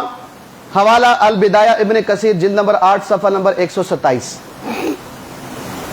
کہ حضرت امیر معاویہ رضی اللہ عنہ انہوں نے حضرت علی کو پیغام بھیجا کہ حضرت قاتلین عثمان آپ کے ساتھ ہیں تو آپ ان سے بدلہ لیں. حضرت امیر معاویہ نے کہا بھی پہلے آپ میرے ہاتھ پر بیعت کر کے مجھے خلیفہ تسلیم کر لیں، اس کے بعد مل کر ان کا خانہ خراب کریں گے یا ان کو قتل کریں گے. امیر معاویہ نے فرمایا نہیں، میرا مطالبہ بیعت سے پہلے قصاص کا ہے. اگر آپ قصاص نہیں لیتے تو آپ سائڈ پہ ہو جائیں، میں خود قصاص لوں گا. اب یہاں پر ایک سوال لوگ کرتے ہیں، بلکہ شیعی لوگ کرتے ہیں، مرزائی بھی کرتا ہے کہ بھی قصاص لینے کا حق تو رشتہ دار کا ہوتا ہے. معاویہ رضی اللہ عنہ عثمان کے کہاں سے رشتہ دار نکل آئے؟ تو سنو کیا ہے کہ یہ کتاب سلیم بن قیس، یہ کتاب ہے صفحہ نمبر 153 پر کہ حضرت امیر معاویہ کے ساتھ حضرت عثمان کے بیٹے حضرت آبان بن عثمان بھی شامل تھے قصاص کا مطالبہ کرنے میں. تو بیٹا تو باپ کے قصاص کا مطالبہ کر سکتا ہے نا کہ نہیں کر سکتا بھائی؟ تو اس لیے امیر معاویہ ان کے ساتھ مل کر حضرت علی سے قصاص کا مطالبہ کر رہے ہیں. اختلاف سمجھ آ گیا بھی کہ حضرت امیر معاویہ کا اور حضرت علی کا اختلاف کس بنیاد پر ہے؟ خلافت کے بنیاد پر، کرسی کے پر جنگ ہے، امارت پر جنگ ہے، بادشاہ بننے پہ جنگ ہے؟ نہیں. دلیل کہ یہ کتاب ہے کتاب الیواقیت والجواہر، اس میں خود لکھا ہوا ہے کہ حضرت علی اور حضرت معاویہ کی جو جنگ ہوئی ہے اس کی بنیاد کرسی نہیں، خلافت نہیں، بادشاہت نہیں، اس کی بنیادی اختلاف کی وجہ حضرت عثمان کے خون کا بدلہ ہے. یہ کتاب کا حوالہ میں نے آپ کو دے دیا. لیکن شیعہ اور مرزا یہ دونوں کہتے ہیں کہ نہیں جی یہ خلافت کی جنگ تھی. حضرت معاویہ علی کو خلیفہ ماننے کو تیار نہیں تھے، وہ کرسی پر قبضہ کرنا چاہتے تھے. حالانکہ حقیقت یہ ہے کہ کرسی کا مطالبہ نہیں تھا اور خلافت کا مطالبہ نہیں تھا، حضرت عثمان کے خون کا مطالبہ تھا کہ بھی ہم نے اس کا بدلہ لینا ہے. بات سمجھ آ گئی بھائی؟ اتنی جنگ صفین کی وجہ سمجھ آ گئی. اب ہوا کیا کہ یہ دونوں حضرات البدایہ جلد نمبر 7 صفحہ نمبر 253 اور 258 کہ یہ حضرات اپنے اندر اختلاف کی کوششیں ختم کرنے لگے. اور کوششیں ختم کرنے کے لیے کیا کیا؟ حضرت علی رضی اللہ عنہ، جریر بن عبداللہ اور اسی طرح اور صحابہ، ان کا آپس میں تصفیہ ہوا کہ ہم دونوں طرف سے مل کر دونوں جو مخالف پارٹیاں ہیں ان کے تحفظات کو دور کریں گے، اختلاف کو دور کریں گے اور بدگمانیوں کو دور کریں گے تاکہ اختلاف ختم ہو جائے اور دونوں اکٹھے ہو جائیں. دونوں کیا ہو جائیں جی؟ اکٹھے ہو جائیں. اب کیا ہوا؟ میدان جنگ میں دونوں طرف سے آدمی مقرر ہو گئے، 2 آدمی مقرر ہو گئے. حضرت علی کی طرف سے ابو موسیٰ اشعری رضی اللہ عنہ مقرر ہوئے کہ بھی ہماری طرف سے یہ فیصل ہے، اور حضرت علی کی طرف سے حضرت عمر بن عاص رضی اللہ عنہ یہ مقرر ہوئے اور ان دونوں نے آپس میں تصفیہ کیا کہ بھی اس معاملے کو کیسے ختم کرنا ہے، کیسے ختم کرنا ہے۔ لیکن جیسے میں نے عرض کیا کہ حضرت علی کے لشکر میں کون شامل تھے؟ سارے بولو بھائی، وہ چاہتے تھے کہ یہ صلح ہو، اگر صلح ہوگی تو کیا ہونا تھا؟ انہوں نے مرنا تھا نا۔ تو انہوں نے جنگ صفین میں بھی وہی شرارت کی جو جنگ جمل میں شرارت کی، جو جنگ جمل میں شرارت کی۔ اور جنگ جمل میں جب شرارت ہوئی اور وہاں بھی قتل و غارت ہوا، اور جنگ صفین میں شرارت ہوئی تو یہاں بھی قتل و غارت ہوا، یہاں بھی ہزاروں مسلمان شہید ہوئے، ہزاروں مسلمان شہید ہوئے۔ اب کہ یہ جو جنگ ہے، یہ جنگ ذات کی بنیاد پر نہیں تھی، یہ جنگ کس کی بنیاد پر تھی بھئی؟ قصاص کی بنیاد پر۔ جنگ کے باوجود بھی میدان جنگ کے باوجود بھی دونوں حضرات میں محبت کے معاملے میں ذرہ برابر فرق نہیں آیا، محبت میں فرق نہیں آیا۔ اختلاف ہو جاتا ہے، بھائیوں میں ہو جاتا ہے، ماں باپ میں ہو جاتا ہے، باپ اور بھائی کا ہو جاتا ہے، باپ اور بیٹے کا ہو جاتا ہے، اختلاف ہونا کوئی بڑی بات نہیں ہے، لیکن اختلاف کے بعد دل میں رنجش نہ آنا یہ بڑی بات ہے۔ اور یہ صفت اللہ نے صحابہ کو دی تھی کہ جنگ کے باوجود بھی دل میں نفرت نہیں آنے پائی۔ دلیل سنو بھائی، حضرت ابو ہریرہ رضی اللہ عنہ یہ حضرت علی کی طرف سے حضرت امیر معاویہ کے خلاف لڑتے تھے، جنگ کرتے تھے، لیکن ہوتا کیا تھا؟ تطہیر الجنان میں یہ روایت موجود ہے کہ جب دسترخوان لگتا حضرت امیر معاویہ کے لشکر کا تو حضرت ابو ہریرہ حضرت علی کے لشکر سے نکلتے تھے اور امیر معاویہ جس کے خلاف لڑ رہے تھے ان کے دسترخوان پر آ کے کھانا کھاتے تھے، ان کے دسترخوان پہ کھانا کھاتے تھے۔ تو صحابہ نے کہا ابو ہریرہ تلوار ہمارے خلاف ہے اور دسترخوان ہمارا استعمال کرتے ہو، لڑتے ہمارے خلاف ہو، دسترخوان ہمارا استعمال کرتے ہو۔ ابو ہریرہ نے کہا کہ بھئی حضرت علی چونکہ خلیفہ ہیں تو لہٰذا میں ان کی بیعت کروں گا، تو کھانا تمہارا اچھا ہوتا ہے اس لیے کھانا یہاں کھا لیتا ہوں۔ حضرت امیر معاویہ نے یہ جملہ سنا تو وہ مسکرا اٹھے۔ بتاؤ بھی دشمن کا آدمی میرے دسترخوان پر بیٹھ کے میرے ساتھ کھانا کھا سکتا ہے؟ میں اس کو اجازت دوں گا؟ قتل نہ صحیح اس کو دھکے دے کے نکالوں گا۔ حضرت امیر معاویہ نے ابو ہریرہ کو نہ برا کہا، نہ بھلا کہا، نہ دھکے دیے، نہ قتل کیا۔ اس بات کی دلیل کہ یہ جو معاملہ تھا یہ ذاتی نہیں تھا، یہ ایک اجتہادی اور اختلافی مسئلہ تھا، اور وہ کون تھا؟ قتل عثمان کا۔ بات سمجھ آ گئی بھی؟ دوسری روایت سنو، تاریخ طبری میں یہ ہے، تاریخ طبری میں کہ چونکہ مدینہ خالی تھا، حضرت علی بھی میدان میں، حضرت امیر معاویہ بھی میدان میں، روم کی ایک ریاست، اس کا ایک بادشاہ کافر، وہ بھی فتح نہیں ہوئے تھا علاقہ، اس روم کے بادشاہ نے، عیسائی نے امیر معاویہ کو خط لکھا۔ خط لکھ کے کیا کہا کہ اے امیر معاویہ مجھے پتا چلا ہے کہ حضرت علی تیرے مخالف آ گئے ہیں، مخالف آ گئے۔ دو باتیں، پہلی بات کہ میں مدینے پہ حملہ کر کے اس پر قبضہ کرتا ہوں تاکہ تیری حکومت میں وہ شامل ہو جائے۔ دوسرا، میں تیری مدد کے لیے میدان میں آ رہا ہوں کہ تاکہ ہم مل کر علی کا خاتمہ کر دیں۔ نعوذ باللہ، نعوذ باللہ، یہ اس نے خط لکھا۔ بتاؤ بھی امیر معاویہ کو خوش ہونا چاہیے کہ نہیں؟ بولو، اگر ذاتی وجہ ہوتی، ذاتی دشمنی ہوتی تو حضرت امیر معاویہ کو خوش ہونا چاہیے کہ نہیں ہونا چاہیے؟ بھی میرے ساتھ اور لوگ شامل ہو رہے ہیں۔ سنو امیر معاویہ کا جواب سنو، اللہ اکبر۔ دو باتیں، پہلی بات جو لکھی انہوں نے، پہلی بات عیسائی کو لکھا، او رومی کتے، حضرت امیر معاویہ کا لفظ، او رومی کتے، اگر تو نے مدینے پہ حملہ کیا یا علی کے خلاف آیا، سنو غور سے، تو علی کا سب سے پہلا سپاہی جو تیرے سامنے کھڑا ہوگا وہ امیر معاویہ ہوگا۔ علی کا سپاہی بن کر جو مدینے کے تحفظ کے لیے اور علی کی حفاظت کے لیے آگے بڑھے گا وہ امیر معاویہ ہوگا اور کوئی نہیں ہوگا۔ کوئی مرزا بدبخت اور کوئی شیعہ یہ باتوں میں بیان نہیں کرے گا۔ کیوں؟ کہ نفرت ختم ہوتی ہے، اور یہ بغیرت اپنی دکان چمکانے کے لیے بیٹھے ہی اسی لیے کہ صحابہ میں اختلاف بیان کرنا ہے۔ ہماری عوام کی بھی عادت ہے، آپ ناراض نہ ہونا، بولی صاحب یہ باتیں سنتے سنتے تو عرصہ ہو گیا، کوئی نئی گل دسو سانو، کوئی نئی گل دسو۔ پھر ہم ان چکروں میں ہوتے ہیں کہ آدھی بات سنتے آدھی چھوڑ دیتے ہیں، اے گلنا ٹھیک کر رہے ہیں جی۔ ہمارا یہ چسکا پڑ گیا ہے کہ ہم نئی باتوں کے چکروں میں ہوتے ہیں اور نئی باتوں کے چکروں میں اپنا ایمان بھی ختم کر رہے ہوتے ہیں۔ تو یہ آدھی بات سمجھ آئی اور یہ پوری بات سمجھ آ گئی کہ ان کا آپس کا اختلاف ذاتی نہیں تھا۔ اچھا بھائی اب آگے چلتے ہیں. اب یہ دونوں جنگیں ہو گئی ہیں, دونوں جنگیں ہوں گی, جنگ جمل بھی ہوگی, جنگ صفین بھی ہو گئی. اب میرے اور آپ کے لیے کیا حکم ہے؟ میں نے اور آپ نے کیا کرنا ہے؟ میں نے اور آپ نے کیا کرنا ہے؟ بلکہ اس سے پہلے ایک اور بات سمجھ لو, چلو وہ بھی میں حل کر دیتا ہوں. حضرت امیر معاویہ پر سب سے بڑا الزام یہ لگایا جاتا ہے کہ حضرت عمار بن یاسر رضی اللہ عنہ کو اللہ کے نبی نے کہا تھا کہ اے عمار تجھے ایک باغی گروہ قتل کرے گا. یہ حدیث سنتے رہتے ہو نا بھائی, بخاری شریف کی حدیث ہے, بخاری میں لکھا ہوا ہے جی, ٹھیک ہے جی, مرزا صاحب بڑا چیختا ہے اس کو جی. عمار بن یاسر کو کہا جا رہا ہے کہ آپ کو ایک باغی گروہ قتل کرے گا, اور اس عمار کو شہید کرنے والے حضرت امیر معاویہ کا لشکر ہے. تو گویا کہ امیر معاویہ کا لشکر کیا ہو گیا؟ باغی ہو گیا. کیا ہو گیا بھائی؟ باغی ہو گیا. اب یہاں پر بنیادی طور پر چار باتیں سمجھو بھائی, چار باتیں, کہ کیا بغاوت کفر ہے؟ آدمی باغی ہو جائے تو بندہ کافر ہو جاتا ہے, اسلام سے نکل جاتا ہے؟ یا دو مسلمانوں کی آپس میں جنگ ہو تو وہ مومن نہیں رہتے, وہ کافر ہو جاتے ہیں؟ ایسی کوئی دلیل, ایسی کوئی روایت, ایسی کوئی حدیث اللہ کی قسم روئے زمین پر ایک بھی نہیں ہے. اللہ کی قسم اٹھا کے کہہ رہا ہوں, ایک بھی نہیں ہے کہ باغی کافر ہو جاتا ہے, باغی مومن نہیں رہتا, باغی اسلام سے نکل جاتا ہے. ہاں جنگ کے باوجود اگر بغاوت ہو گئی پھر بھی مومن ہے, پھر بھی مسلمان ہے, اور پھر بھی جنتی ہے. مولوی صغیر نہیں کہہ رہا, اللہ اس کا رسول کہہ رہا ہے.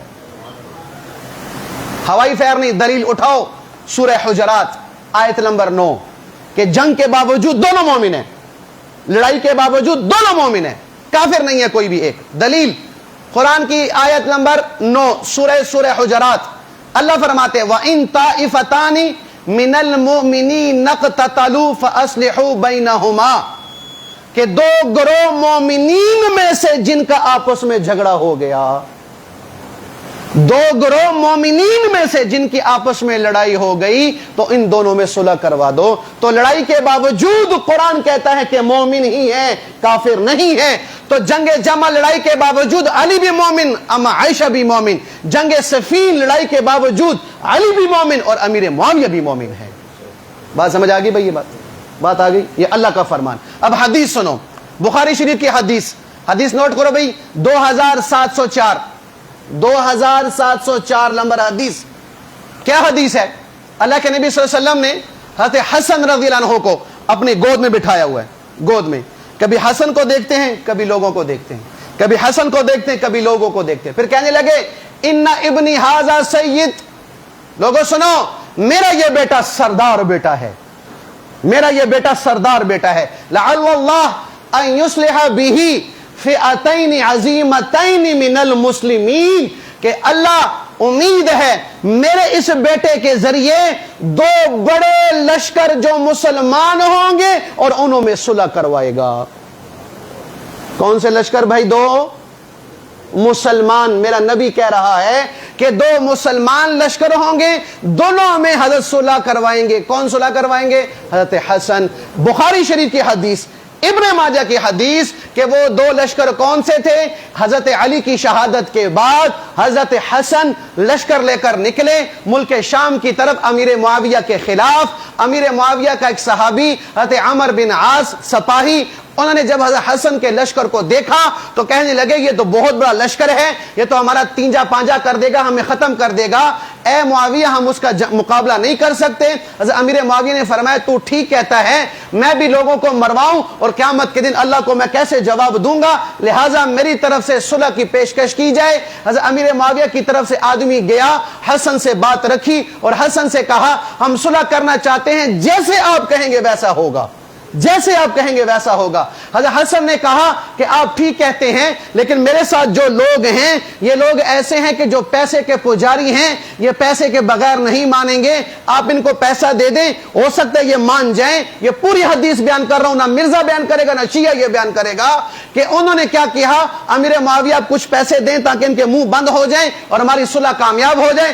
امیر معاویہ نے اندھا دھن پیسہ دیا, سب کے پیٹوں میں منہ میں پیسہ گیا, سب کے منہ بند ہو گئے. پھر امام حسن رضی اللہ عنہ نے میرے نبی کی فرمان کو پورا کرتے ہوئے اپنا لشکر اور معاویہ کے لشکر کو ملایا اور حسن نے امیر معاویہ کے ہاتھ پر بیعت کر کے کہا لو جی آج کے بعد حسن بھی امیر معاویہ کو اپنا خلیفہ تسلیم کرتا ہے۔ تو صلح ہوئی کہ نہیں ہوئی؟ اور بخاری شریف کی حدیث 2704 میں اللہ کے نبی نے کیا کہا؟ مسلمان۔ تو جنگ کے باوجود بھی مسلمان ہیں، جنگ کے باوجود بھی مسلمان ہیں۔ تو امیر معاویہ کافر باغی ہو گئے ہیں لیکن کافر نہیں۔ بات سمجھ آگئی بھائی؟ تیسری حدیث بخاری شریف کی 2788 2788 اللہ کے نبی ام حرام کے گھر تشریف فرما، سوئے اٹھے مسکرانے لگے۔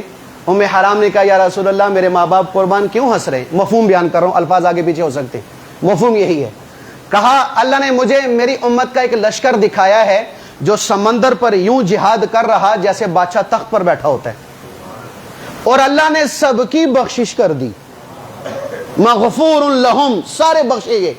ام حرام نے کہا یا رسول اللہ دعا کریں میں بھی ان میں سے ہو جاؤں۔ کہا تو انہی میں سے ہے، تو انہی میں سے۔ اللہ نے پھر سو گئے۔ بخاری کی حدیث ہے بھائی، ذہن میں رکھنا، 2788 نمبر۔ اللہ کے نے پھر سو گئے، پھر مسکراتے ہوئے اٹھے۔ کہ یا رسول اللہ کیا ہوا؟ کہ اللہ نے مجھے لشکر دکھایا کہ سمندروں پر جہاد کر رہا ہے جیسے بادشاہ تخت پر بیٹھا ہوتا ہے یا رسول، اور اللہ نے ان کی بخشش کر دی۔ یہ دلیل بھی ساتھ اللہ کے نے مغفور لہم، وہ بخشے بخشائے ہیں۔ فرمایا یا رسول اللہ میری دعا کر دے کہ میں اس میں سے ہو جاؤں۔ کہ نہیں تو پہلے میں ہے دوسرے میں نہیں، پہلے لشکر میں ہے دوسرے لشکر میں نہیں۔ اب میرا سوال آپ سے بھی ہے، کتاب دیکھ لینا، اور ان بدبختوں سے بھی ہے کہ سب سے پہلے بحری جہاد کس شخص نے کیا ہے؟ بولو بھائی، کسی کو پتا ہے؟ سب سے پہلے بحری جہاد کرنے والے حضرت امیر معاویہ ہیں۔ تو 2 دفعہ اللہ کے نبی نے کیا کہا کہ یہ مغفور لہم، بخشے بخشائے ہیں۔ تو کیا مطلب کہ جنگ کے باوجود بھی جنتی ہو سکتا ہے، جنگ کے باوجود بھی بخشش ہو سکتی ہے۔ بات سمجھ آ گئی؟ تو بغاوت ہو گئی، تو بغاوت کے باوجود بھی یہ کیا ہیں؟ مسلمان۔ بغاوت کے باوجود بھی یہ کیا ہیں؟ مومنین۔ بغاوت کے باوجود بھی امیر معاویہ کیا ہیں؟ جنتی۔ اور بات سمجھ آئی کہ نہیں آئی بھائی؟ یہ تو میں نے جواب دیا ہے آپ کو تحقیقی۔ اب الزامی جواب سنو، الزامی جواب۔ مسند احمد کی حدیث ہے بھائی، بات لمبی ہوگی ٹینشن نہیں لینی۔ اچھا بھائی، آپ سے دوبارہ یہ موقع نہ مجھے، میں دوبارہ بھی یہ بات کبھی زندگی میں نہیں چھیڑوں گا، میں اس لیے چھیڑ رہا ہوں تاکہ آپ کا ذہن صاف ہو جائے۔ اب الزامی جواب سنو، الزامی جواب۔ شیعہ کہتے ہیں کہ عمار بن یاسر کو قتل کرنے والا گروہ کون سا ہوگا؟ باغی۔ اور امیر معاویہ کون ہے جی؟ باغی ہے، ٹھیک ہے جی۔ تو باغی ہونے کا مطلب کہ اس کا اسلام سے کوئی تعلق نہیں، شیعہ یہ کہتے ہیں اس کا اسلام سے کوئی تعلق نہیں۔ اب میری ایک بات سنو، مسند احمد کی حدیث ہے، مسند احمد کی حدیث کہ جنگ جمل جب ہوئی اما عائشہ کے ساتھ تو طلحہ اور زبیر دونوں اس جنگ میں شہید ہو گئے تھے، طلحہ اور زبیر دونوں اس جنگ میں شہید ہو گئے تھے۔ طلحہ تو میدان جنگ میں شہید ہو گئے تھے، اور شہادت سے پہلے انہوں نے ایک ساتھی سے کہا کہ کہاں کے ہو؟ کہا جی میں اما عائشہ حضرت علی کی طرف سے ہوں۔ کہا جاؤ علی کو پیغام دو، ہاتھ آگے کرو، میں تیرے ہاتھ پر علی کے حق میں بیعت کرتا ہوں۔ شہید ہو گئے، اتنی بات کہی، شہید ہو گئے۔ حضرت علی کو پتہ چلا، تشریف لائے، ان کا ہاتھ بار بار چومتے تھے اور کہتے تھے میں قربان طلحہ کہ تم نے جنت میں میری بیعت کے بغیر جانا گوارا نہیں کیا۔ یہ میدان جنگ کی بات کر رہا ہوں۔ حضرت زبیر نے کیا کیا جب یہ حالات بگڑ گئے کہ بھئی ہم تو یہ نہیں چاہتے تھے، یہ کام ہو گیا، وہ جنگ سے ایک سائڈ پہ ہو گئے، جنگ سے ایک سائڈ پہ ہو گئے اور الگ جانے لگے۔ حضرت علی کے لشکر کا ایک آدمی ابن جرموز، کیا نام تھا اس کا بھائی؟ حضرت علی کا لشکری تھا، سپاہی تھا، اس نے کیا کیا؟ زبیر کو اکیلا جاتے دیکھا، پیچھے گیا، نہتے تھے، حضرت زبیر کو شہید کیا، ان کا سر کاٹ کر خوشی خوشی انعام لینے کے چکروں میں حضرت علی کے پاس آ گیا۔ علی یہ دیکھو میں نے آپ کے دشمن کو قتل کر دیا، آپ کے دشمن کو۔ مسند احمد کی حدیث غور سے سنو۔ کہا ابن جرموز تمہیں جہنم مبارک ہو۔ کہا میں آپ کے دشمن کو قتل کرتا ہوں اور آپ مجھے جہنم کی خوشخبری دیتے ہیں؟ کہا نہیں، میں نے خود حضور سے سنا ہے کہ میرے نبی نے کہا تھا علی جو زبیر کو قتل کرے گا اس کو جہنم کی بشارت دے دو۔ اب میرا آپ سے سوال ہے کہ یہ ابن جرموز کس کے لشکر میں تھا؟ تو پھر تو حضرت علی کا سارا لشکر جہنمی ہونا چاہیے نا۔ جیسے عمار کو قتل کرنے والا باغی وہ کافر، زبیر کو قتل کرنے والا جہنمی، اور وہ حضرت علی کی طرف، تو پھر علی کا لشکر بھی جہنمی ہونا چاہیے کہ نہیں بھائی؟ جو یہ قانون بیان کرتے ہیں اس کے مطابق بیان کر رہا ہوں. ہمارا ایمان حضرت علی جہنمی نہیں، نعوذ باللہ نعوذ باللہ ثم نعوذ باللہ، نہ ان کا سارا لشکر جہنمی، صرف قتل کرنے والا جہنمی ہے. اور عمار کو قتل کرنے والا سارا لشکر باغی نہیں، صرف عمار کو قتل کرنے والا باغی ہے، باقی کوئی باغی نہیں ہے. تو اتنی بات سمجھ آ گئی بھائی. اب یہ جو جنگ جمل جنگ صفین ہوئی ہے، یہ پچھلے سال ہوئی ہے؟ بولو بھائی. انجینئر محمد علی مرزا جب یوٹیوب پر بیٹھا تو اس سے ایک دن پہلے ہوئی. کب ہوئی ہے جی؟ 36 اور 37 ہجری کو. تو کتنے تقریباً درمیان میں عرصہ گزر گیا؟ 1400 کوئی 10-12 سال تو گزر گئے، 1410-12 سال. تو درمیان میں کوئی ایسا عالم دین نہیں تھا جنہوں نے ہمیں بتایا ہو کہ بھی اس جنگ کے بارے میں تمہاری زبان سے کیا ہونا چاہیے، اس جنگ کے بارے میں میرا آپ کا کیا نظریہ ہونا چاہیے. ان 1400 سال میں کوئی عالم نہیں گزرا، صرف انجینئر محمد علی مرزا صاحب تشریف لائے ہیں. کوئی اور محقق عالم گزرا ہے کہ نہیں گزرا؟ بھائی بتاؤ، آپ بتاؤ. کہ امت یوں یتیم رہی، مسکین رہی، دین سے بھی، قرآن سے بھی، حدیث سے بھی، اور سارا بیڑا جو اٹھایا تھا وہ انجینئر نے اٹھایا، اس نے صحیح امت کو دین پہنچایا. بولو بھائی، کوئی لوگ گزرے درمیان میں نا جی.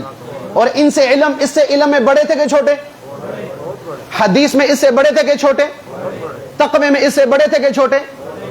تابعی بھی تھے. اور اس بے ایمان نے تو زندگی بھر مکہ مدینہ کا منہ نہیں دیکھا. اللہ کے نبی کو دیکھنا بڑی دور کی بات، صحابہ کو دیکھنا دور کی بات.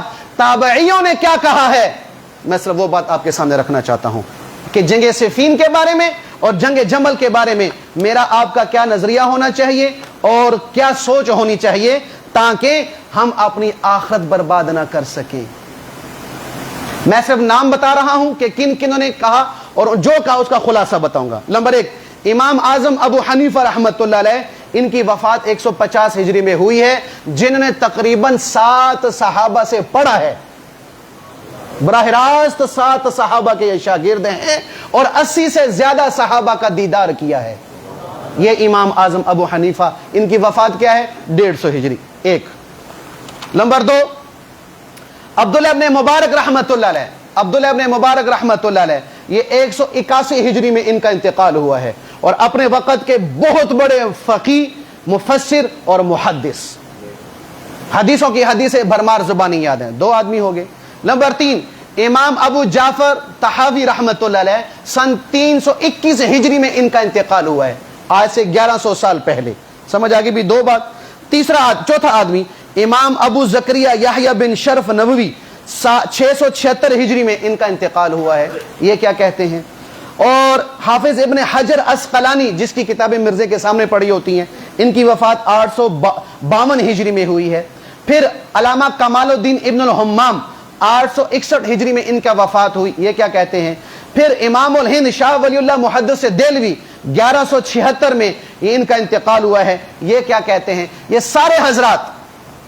سارے حضرات وہ یہ کہتے ہیں کہ جنگ جمل اور جنگ صفین کے بارے میں 2 باتیں، کہ یہ جو اختلاف ہوا ہے یہ اختلاف اجتہادی تھا، یہ جنگ اجتہادی ہوئی ہے، حق اور باطل کی جنگ نہیں تھی، کفر اور اسلام کی جنگ نہیں تھی، ایماندار اور بے ایمان کی جنگ نہیں تھی، حق اور باطل کی جنگ نہیں تھی، صرف اجتہاد کا اختلاف تھا. لیکن ان دونوں میں، خاص طور پر جنگ صفین میں، حضرت علی کا اجتہاد حق پر تھا اور حضرت امیر معاویہ کے اجتہاد خطا پر تھا، کہ صحیح بات علی کی تھی، حضرت امیر معاویہ کی نہیں تھی. لیکن چونکہ امیر معاویہ مجتہد تھے، انہوں نے اپنے اجتہاد سے یہ بہتر سمجھا کہ پہلے قصاص لیا جائے پھر خلافت لی جائے. حضرت علی نے مجتہد تھے، انہوں نے یہ کہا کہ نہیں، پہلے خلافت سنبھالی جائے پھر قتل کا بدلہ لیا جائے. ان دونوں میں یہ سارے علماء کہتے ہیں صحیح اور درست بات علی کی تھی، حضرت امیر معاویہ کی بات صحیح نہیں تھی، لیکن مجتہد تھے. اور مجتہد کے بارے میں میرے نبی نے ارشاد فرمایا کہ مجتہد اگر کوئی کام کرتا ہے اور وہ کام ٹھیک ہو، اس کو اللہ 2 اجر دیتا ہے، ڈبل اجر دیتا ہے. لیکن اجتہاد کیا، عمل غلط ہو گیا، بات ٹھیک نہیں ہوئی، اللہ مجتہد کو پھر بھی 1 اجر دیتا ہے، گناہ پھر بھی نہیں ہوتا. امام ابو حنیفہ سے لے کر شاہ ولی محدث دہلوی تک میں نے سارے علماء اس امت کے ائمہ اور سورج اور بڑا علم کے پہاڑ میں نے آپ کے سامنے رکھ دیے. اب مرزا اس کا شعر ہے نا بھی، کیا کہتا ہے؟ نہ میں بابی نہ میں وہابی، میں ہوں مسلم علمی کتابی، یعنی جو کتابوں میں مجھے دین ملا میں نے وہ پڑھا ہے. تو اس کو یہ کتابیں کیوں نظر نہیں آ رہی؟ اگر کتابیں پڑھ کے تو مسلمان ہوا ہے، کسی مولوی کی نہیں بات مانی، کسی بابے کی بات نہیں مانی، تو یہ کتابیں تجھے نظر کیوں نہیں آ رہی جس میں لکھا ہوا ہے کہ جنگ صفین اور جنگ جمل کے بارے میں خاموشی اختیار کرو؟ تو پتہ یہ کس کا فتویٰ؟ وہ کہتے ہیں، لوگوں نے کہا بھی جنگ جمل جنگ صفین میں آپ کیا کہتے ہیں؟ آپ کیا کہتے ہیں؟ انہوں نے کہا دیکھو سنو لوگوں سنو، اللہ نے میری تلوار کو ان کے خون سے پاک رکھا تو میں اپنی زبان کو بھی ان کے خلاف بولنے سے پاک رکھوں گا. میں نہیں بولوں گا، میں نہیں بولوں گا. اچھا بھی چلو ان کی بات نہیں مانتا، اب آخری فیصلہ کن بات عرض کرنے، آخری بات کہ میری نہیں مانتا، امام ابو حنیفہ کی نہیں مانتا، کسی اور کی نہیں مانتا، جس نبی کا تو کلمہ پڑھتا ہے اسی کی مان لے بھائی. ان کی تو ماننی چاہیے کہ نہیں چاہیے بھائی؟ جو ان کی نہیں مانے گا تو پھر سمجھو کہ وہ ایمان سے خارج، اور وہ امت میں اصلاح نہیں پھیلا رہا، امت میں کیا کر رہا ہے؟ فتنہ پھیلا رہا ہے. اب سنو بھائی، صحابہ کے بارے میں اللہ کے نبی کا کیا خیال ہے؟ نمبر 1 حدیث مسند بزار کی حدیث ہے، اور یہ سارے کے سارے راوی بخاری اور مسلم کے ہیں، یعنی بخاری مسلم کی جیسے حدیث صحیح ہوتی ہے ایسی حدیث صحیح ہے. وہ کیا؟ دعوا لی اصحابی لا تسبوا اصحابی، لوگو میرے صحابہ کو میری وجہ سے چھوڑ دو، ان کو برا بلا نہ کہو. میرے صحابہ کو میری وجہ سے، میرا حیا کر لو، میرا لحاظ رکھ لو، میری شرم کھا لو کہ میرے وہ صحابی ہیں، میرے وہ ساتھی ہیں، اس لیے ان کو برا بلا نہ کہو. تو صحابی میں امیر معاویہ شامل ہیں کہ نہیں؟ تو جو اللہ کے نبی کی اس بات کو نہیں مان رہا تو گویا کہ وہ اللہ کے نبی کو معاف کر رہا ہے، صحابی کو برا کہہ کے اللہ کے نبی کو معاف کر رہا ہے. تو جو اللہ کے نبی کو معاف نہیں کرے گا، یعنی اللہ کے نبی کو تکلیف دے گا، تو جو اللہ کے نبی کو تکلیف دے رہا ہے وہ کس کو تکلیف دے رہا ہے؟ اللہ کو. اور جو اللہ کو تکلیف دے گا جنت میں جائے گا نا بھائی. ایک حدیث سمجھ آ گئی بھائی. دوسری حدیث المعجم الاوسط طبرانی جلد نمبر 5 صفحہ نمبر 94، اما عائشہ سے روایت ہے کہ اللہ کے نبی نے ارشاد فرمایا لا تسبوا اصحابی لعن اللہ من سب اصحابی. سنو بھائی غور سے بھائی، کان کی کھڑکیاں کھولو بھائی، کہ جو میرے صحابی پر لعن تان کرے گا، میرے صحابہ کو برا کہے گا، تو اللہ کی لعنت ہو اس پر جو میرے صحابی کو برا کہے. تو جتنے بھی یہ یوٹیوب پر سوشل میڈیا پر صحابہ کو برا بلا کہنے والے ہیں، یہ کون ہے بھائی؟ لعنتی ہیں، ان کا رحمت سے کوئی تعلق نہیں ہے. 2 حدیثیں. تیسری حدیث آخری حدیث میں بات ختم کرتا ہوں، بات لمبی ہو گئی ہے. المعجم الکبری طبرانی جلد نمبر 12 صفحہ نمبر 142، حضرت ابن عباس کہتے ہیں کہ اللہ کے نبی نے ارشاد فرمایا من سب اصحابی فعلیہ لعنت اللہ وملائکتی والناس اجمعین، کہ جس نے میرے کسی صحابی کو برا کیا، برا کہا، اس پر اللہ کی لعنت، اس کے فرشتوں کی لعنت، تمام انسانوں کی لعنت، تمام انسانوں کی لعنت. تو بھائی اب میری طرف، آپ کی طرف سے میرے لیے آپ کے لیے گزارش یہ ہے کہ ہم اپنے دل اور دماغ کو ہر صحابی کے بغض سے، ہر صحابی کی نفرت سے پاک رکھیں. ان کا جو اختلاف ہوا، اس اختلاف کا فیصلہ اللہ قیامت میں خود کر دے گا. جب اللہ نے فیصلہ کر کے خود ہی ان کو جنت دے دی تو ساری زندگی ان کے خلاف بھونکنے والا کدھر جائے گا؟ پھر اگر ان کو برا کہنا یہ ٹھیک ہے، برا کہنا ٹھیک ہے کیونکہ حضرت علی کے مخالف تھے، حضرت علی کے دشمن تھے، تو پھر حضرت علی کے بیٹوں کا کیا کرو گے؟ حسن حسین کا، جس نے معاویہ کے ساتھ صلح کی ہے، اس کا کیا کرو گے؟ پھر باپ کے دشمن کے ساتھ بیٹوں نے صلح کر لی، تو پھر صلح کرنے والا ان کے ساتھ ہوا کہ نہ ہوا؟ تو پھر جو چھری حضرت امیر معاویہ پہ چل رہی ہے وہ حسن حسین پہ نہیں چلے گی؟ کہ باپ تو ساری زندگی لڑتا رہا، بیٹوں نے صلح کر لی، بیٹوں نے کیوں صلح کی ہے بھائی؟ تو بیٹوں پہ کیا فتویٰ ہوگا؟ ہم نہ امیر معاویہ پہ فتویٰ لگاتے، نہ علی پہ فتویٰ لگاتے، نہ حسن حسین پہ فتویٰ لگاتے. ہم صرف وہی بات کرتے ہیں جو قرآن نے کہا کہ رحماء بینہم، کہ وہ آپس میں ایک دوسرے کے دوست تھے اور ایک دوسرے سے محبت کرنے والے تھے. اتنی بات سمجھ آ گئی بھائی؟ اب اس کو مزید بیان کرنے کی تو ضرورت نہیں بھائی. اور آخری گزارش یہ ہے کہ بھی ان جیسے بدبختوں کو سننا چھوڑ دو. سننا چھوڑ دو گے، دل و دماغ صحابہ اور اہل بیت کے بارے میں پاک رہے گا. بدبختوں کے سنو گے، کبھی امیر معاویہ کا بغض آئے گا، کبھی علی کا بغض، کبھی حسن، کبھی حسین کا، کبھی ام عائشہ کا بغض آئے گا. یہ بغض لے کر چلے گے، اللہ کی قسم میرا نبی تمہارا منہ بھی نہیں دیکھے گا. اللہ ہمیں عمل کی توفیق نصیب فرمائے۔ آخری گزارش، ہماری مسجد تشریف